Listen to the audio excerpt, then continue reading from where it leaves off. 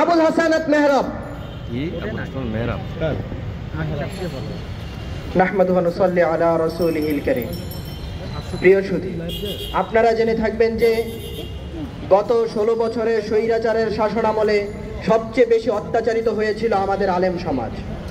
তারা জেল জুলুম সহ্য করেছিল, তারা সব ধরনের কষ্ট সহ্য করেছিল এই সময়টাতে। তবু আমাদের নীতিবান আলেম সমাজ, আমাদের যে সকল নীতিবান ওলামায়ে কেরাম ছিলেন, তারা জেল জুলুম সহ্য করার পর বলতে চাই, ব্যাপার থেকে তাদেরকে অপসারণ করুন এবং আমাদের সনদের স্বীকৃতি বাস্তবায়ন করুন। এই 2 দফা দাবি মানলে আমরা চুপ হয়ে যাব, কিন্তু যদি এই 2 দফা মেনে নেওয়া না হয় তাহলে আমাদের যা করা করতে হবে, প্রয়োজনে বড় আন্দোলনের দিকে যেতে হলে আমরা বাধ্য হলে আমরা যেতে হবে। তো সুতরাং আমরা বলতে চাই, আমাদের করার জন্য এক একটা কেন্দ্র তারা তৈরি করেছে। 2021 সাল মোদী বিরোধী আন্দোলন, আমরা যারা মিডিয়া আছি সকলেই দেখেছি যে বিগত 2 বছর 3 বছর 2.5 বছর আমাদের অসংখ্য অগণিত ওলামায়ে কেরাম যারা জালিমের জিন্দা কারাগারে অবস্থান করেছে, এখনো আমাদের ওলামায়ে কেরাম সেই কারাগারে আবদ্ধ। ওই কারাগারের মধ্যে অনেকের মুক্তি, অনেকের জামিন হয়ে যাওয়া সত্ত্বেও যারা নাকি এটাকে আটকিয়ে ছিল, সেই মুফতি ফয়জুল্লাহ যিনি এসে বলতেন, হুজুর আপনার মামলার দায়িত্বটা আমাকে দেন, আমি দেখতেছি। দায়িত্ব নিত ঠিক, কিন্তু দায়িত্ব নিয়ে তিনি মুক্তির ব্যবস্থা করতেন না, বরং তাকে ভিতরে আরো কিছুদিন কিভাবে রাখা যায় সেই চিন্তা চেতনা লালন পালন চেষ্টা যিনি করতেন, ওই দাজাল, ওই গাদ্দার এখনো পর্যন্ত কিভাবে বিভাগের অফিসে থাকে, এটা আমাদের ছাত্র জনতার বিবেকে তাসাউর করে না। এজন্য আমি আমাদের মুরব্বিয়ানে কেরামের কাছে আহ্বান করব, অনুরোধ করব, আমাদের ছাত্র জনতার ভাষাকে বুঝতে চেষ্টা করুন, তাদের মনের ব্যক্তকে বুঝতে চেষ্টা করুন।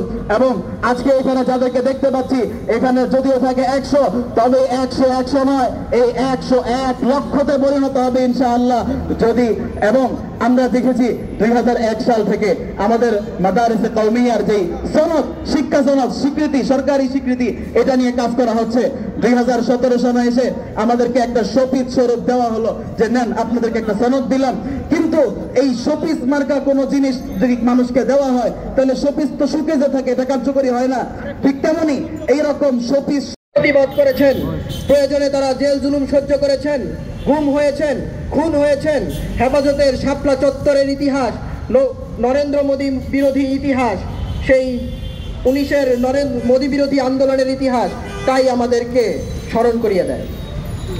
তা সত্ত্বেও কিছু আলেম যারা কোরআন হাদিসের শিক্ষা গ্রহণ করেও, যারা আপোষহীনতার শিক্ষা গ্রহণ করেও একটি ফ্যাসিস্ট সরকারের সাথে আপোষ করে 16টি বছর সুবিধা ভোগ করেছিল, তারা বড় বড় পদ পাওয়ার জন্য তারা ফ্যাসিস্ট সরকারের সাথে আতাত করেছিল, তারা চাটুকারিতার সাথে তাদের পদ টিকিয়ে রেখেছিল। আমি বলতে চাই, এখন ফ্যাসিবাদের পতন হয়েছে। পতিত ফ্যাসিবাদের প্রতিটি অঙ্গন থেকে পতিত ফ্যাসিবাদের দোসরদেরকে বিতাড়িত করা হচ্ছে। প্রতিটি অঙ্গন থেকে পতিত ফ্যাসিবাদের দোসরদেরকে টেনে হিচড়ে নামানো হচ্ছে। আমি বলতে চাই, আমাদের সেই কওমি ছাত্ররা তেমন কিছু করেনি। আপনারা দেখেছেন ইউনিভার্সিটি, স্কুল, কলেজের ছাত্রগুলো, ছোট ছোট ছাত্ররা তাদের শিক্ষকদের সাথে অন্যরকম আচরণ করে তাদেরকে টেনে হিচড়ে নামিয়েছে তাদের পদগুলো থেকে। আমাদের মধ্যেও কিছু এমন দালাল ছিল, তাদেরকে আমরা এখন পর্যন্ত টেনে হিচড়ে নামাইনি, যার ফলস্বরূপ আমরা যে ভুল করেছি সেই ভুলের ফল আমাদেরকে, সেই ভুলের মাসুল আমাদেরকে দিতে হয়েছে। আপনারা জানেন সন্ত্রাসী আগামী 72 ঘন্টার মধ্যে পেপারকে দ্রুত সময়ের মধ্যে সিদ্ধান্তে উপনীত হইতে হবে। মৌলভী ওবায়দুর রহমান খান নদভী, ফয়জুল্লাহ ও আনাস মাদানী সহ সকল ফ্যাসিস্ট স্বৈরাচারীর দালালদেরকে অপসারণ, বিভাগ থেকেও হাইয়াতুল উলিয়ার গুরুত্বপূর্ণ পদ থেকে অপসারণ করতে হবে। এখন আপনারা কিভাবে করবেন না করবেন সেটা আমরা জানি না। আপনারা বৈঠক ডাকেন, বৈঠক থেকে আপনারা 72 ঘন্টার মধ্যে সিদ্ধান্ত নিন। প্রতিকার, আপনারা যদি আপনাদের সন্তানদেরকে আপনাদের বিরুদ্ধে না দেখতে চান, আপনারা যদি আপনাদের সন্তানদেরকে রাজপথে না দেখতে চান, আমাদের আরে ভাই আমাদের এখানে আসার কি দরকার ছিল? আমরা তো পড়াতে পেরেছিলাম, আমাদের 2 মাস পরে আমাদের বোর্ড পরীক্ষা, ছাত্ররা আজকে পড়ার টেবিল ছেড়ে আজকে রাজপথ কেন বেছে নিয়েছে? এই কারণে আবার আমাদের আরেকটা কথা বলতে হয়, আজকে কওমি মাদ্রাসাকে প্রশ্নবিদ্ধ করা হয়, তারা কেন আন্দোলন নেমেছে? শুনেন, ব্রিটিশ যে বাংলাদেশের মধ্যে ইংরেজদেরকে যে চাটাচাটির একটা স্বভাব যে দিয়ে দিয়েছে, এই চাটাচাটির স্বভাব সবার মধ্যে থেকে চলে গেলেও এখন পর্যন্ত আমরা উপলব্ধি করছি বেফাক সহ কওমি দালালদের মধ্যে এখনো এটা স্পষ্টভাবে দেখা যাচ্ছে। আমি স্মারকলিপি পাঠ করছি। বরাবর বেফাকুল মাদারিসিল আরাবিয়া বাংলাদেশ কওমি মাদ্রাসা শিক্ষা বোর্ড সমিতি পতিত ফেসিবাদদের দোসরদের অপসারণ ও দাওরায়ে হাদিসের সনদের মান কার্যক্রম নিশ্চিতকরণে জরুরি পদক্ষেপ গ্রহণের জন্য স্মারকলিপি প্রদান প্রসঙ্গে বেফাকুল মাদারিসিল আরাবিয়া শ্রদ্ধেয় দায়িত্বশীল বৃন্দ, বিগত 24-এর আন্দোলন ও গণ অভ্যুত্থানের মধ্য দিয়ে দল মত নির্বিশেষে ছাত্র জনতার রক্তের বিনিময়ে ফ্যাসিস্ট হাসিনার পতন হয়েছে। শহীদদের তালিকায় রয়েছে শতাধিক শহীদ আলেম শিক্ষার্থীদের নাম, তন্মধ্যে রয়েছেন বেফাকের একজন দায়িত্বশীল কর্মকর্তাও। আমরা অত্যন্ত পরিতাপের সাথে লক্ষ্য করছি, ফ্যাসিস্ট হাসিনার পতন হলেও তার দোসররা বিভিন্ন জায়গায় স্বপদে বহাল রয়েছে।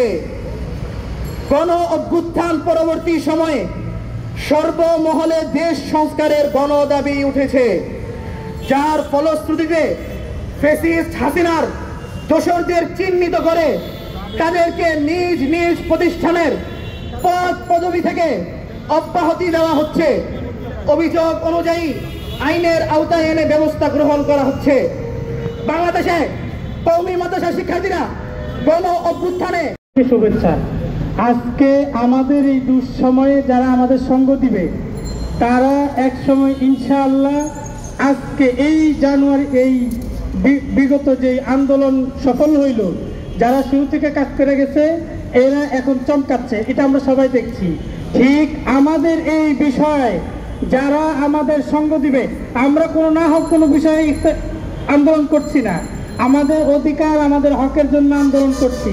সুতরাং কেউ নিম্ন কোনো মাইন্ডে এই বিষয়টি নেওয়ার চেষ্টা করবেন না। 1 নাম্বার 2, আমাদের আন্দোলনের বিষয়বস্তু হচ্ছে শুধু আমাদের কওমি ওলামা যারা, এরা প্রত্যেকেই বুঝে আমরা যোগ্যতা দিয়া কখনো মানদণ্ড করি না, বরং মকবুলিয়ত গ্রহণযোগ্যতা দিয়েও কাজ করে থাকি।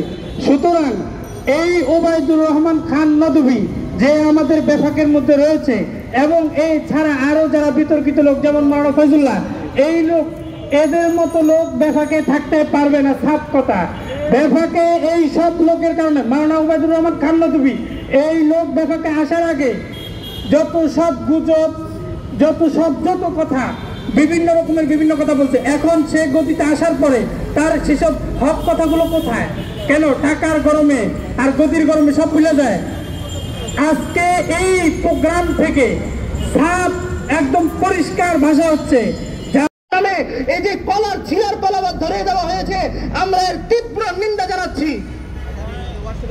সম্মানিত সুধী, এই প্রেক্ষাপটের পিছনে আমরা যে 3 জনের মূল হোতা এবং সমস্যা যে আমরা খুঁজে পেয়েছি, এর ভিতরে যদি আমরা বলি, আমরা যখন দেখি 2018 সালে শুকরানা নাট্যমঞ্চের নামে যেই তামাশা করা হয়েছিল জাতির সঙ্গে, ফ্যাসিস্ট হাসিনার সাথে আঘাত করে শাপলার সেই কালো হাতকে অস্বীকার করে, নবী প্রেমিক অসংখ্য শহীদের রক্তকে অস্বীকার করে, যারা আমাদেরকে ভুল ভাল বুঝিয়ে আমাদেরকে সেই শুকরানার মঞ্চে নিয়ে আমাদেরকে তাদের সরকারের সঙ্গে জড়িয়ে দিয়েছিল, এবং 2021 সালে ওলামায়ে কেরামের উপর স্ট্রিম রোলার চালিয়ে ওলামায়ে কেরামকে জেল খাটিয়ে তারা মসজিদ মাদ্রাসা দখল করে তারা ফেসিবাদের আক্রাখানা কওমি মাদ্রাসার মধ্যে টিকিয়ে রাখার বাস্তবায়ন করেছে।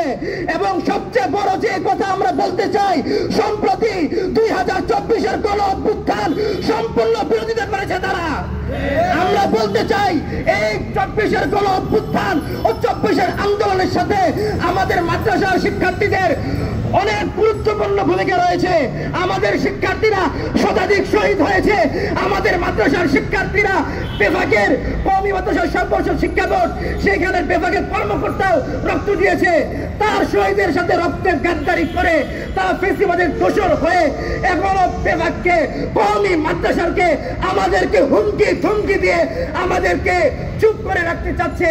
কিন্তু স্পষ্ট কথা বলতে চাই, আমরা আজকের এই কর্মসূচি থেকে বিভাগকে 72 ঘন্টার আলটিমেটাম দিয়ে দিচ্ছি। যদি আপনারা অনতি বিলম্বে বিভাগ ও হাইয়াতুল উলিয়া থেকে তাদেরকে অপসারণ না করেন, আমরা এই আন্দোলনের পানি কোন দিকে গড়াবে আমরা জানি না। আমাদের ছাত্র ভাইরা আজকে রাজপথে নেমে এসেছে, আমরা রাজপথের থেকে আন্দোলন হবে। আমরা বারবার বলছি, আজকে 5 মাস হতে চলছে, আমাদেরকে বলা হয় কেন আপনারা গোল টেবিল বৈঠক বা আলোচনার মাধ্যমে আসেন না।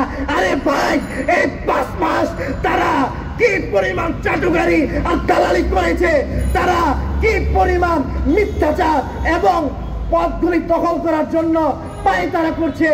স্পষ্ট দাবি, রক্ত দিয়েছি আমরা, দেশ স্বাধীন করেছি আমরা, দেশ সংস্কার করছি আমরা। বিভাগে কে থাকবে না থাকবে সেইটা সিদ্ধান্ত নিবে কওমি মাদ্রাসার শিক্ষার্থীরা, কওমি মাদ্রাসার আদর্শ শিক্ষকরা, কওমি মাদ্রাসার ওলামায়ে কেরামদের মাইনাস করে কোন পক্ষ যদি দাবিদারি করতে আসে কাউকে ছাড় দেওয়া হবে না, কাউকে ছাড় দেওয়া হবে না। পর্যন্ত কওমির প্রত্যেকটা সেক্টর হতে খুনি হাসিনার দূষণের অপসারণ করানো না হবে ততদিন পর্যন্ত আমাদের এই আন্দোলন সংগ্রাম চলবে। সকল ছাত্র জনতার প্রতি আহ্বান থাকবে আমাদের এই যৌক্তিক আন্দোলনে অংশগ্রহণ করার জন্য।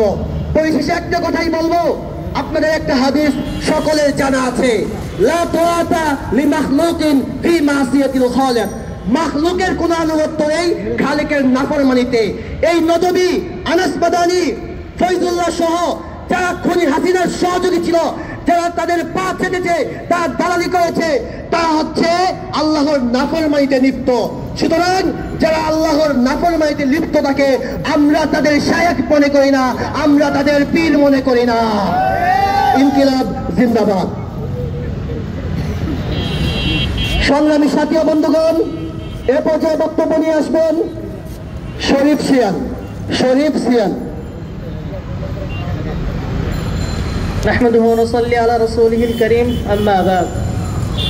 প্রিয় সংগ্রামী সাথী ও বন্ধুগণ, আজকে আমরা এখানে কি জন্য মানববন্ধন করছি থাকে তাহলে তাকেও আমরা বিন্দু পরিমাণ ছাড় দিব না ইনশাআল্লাহ। আরেকটা বিষয় ক্লিয়ার করতে চাই, এক হয়ে দালালি করা, আরেক হচ্ছে লীগের সাথে সম্পর্ক রাখা। লীগের সাথে সম্পর্ক রাখা এক জিনিস, আর সরাসরি দালালি করা আরেক জিনিস। এই তিনজন ব্যক্তি হচ্ছে সরাসরি লীগের দালাল। সুতরাং বাংলায় কোনো দালালের ঠাঁই নাই। পরিশেষে আমি বলবো, আপনারা যারা আমাকে নানান ট্যাগ দিচ্ছেন, আমাদেরকে নানান ট্যাগ দিচ্ছেন, হুমকি দিচ্ছেন, আপনাদেরকে বলবো, ভাই আমরা তো আপনাদের কোনো শায়েখের বিরুদ্ধে আন্দোলন করছি না, তাহলে আপনারা কেন আমাদের উপরে এত রাগান্বিত হচ্ছেন? নাকি চোরের মন পুলিশ? আপনারা আমাদেরকে মেরে ফেলার হুমকি পর্যন্ত দিচ্ছেন। ভাই আমরা মৃত্যুর ভয় হারিয়েই শেখ হাসিনার বিরুদ্ধে আন্দোলন নেমেছিলাম। সুতরাং আমাদের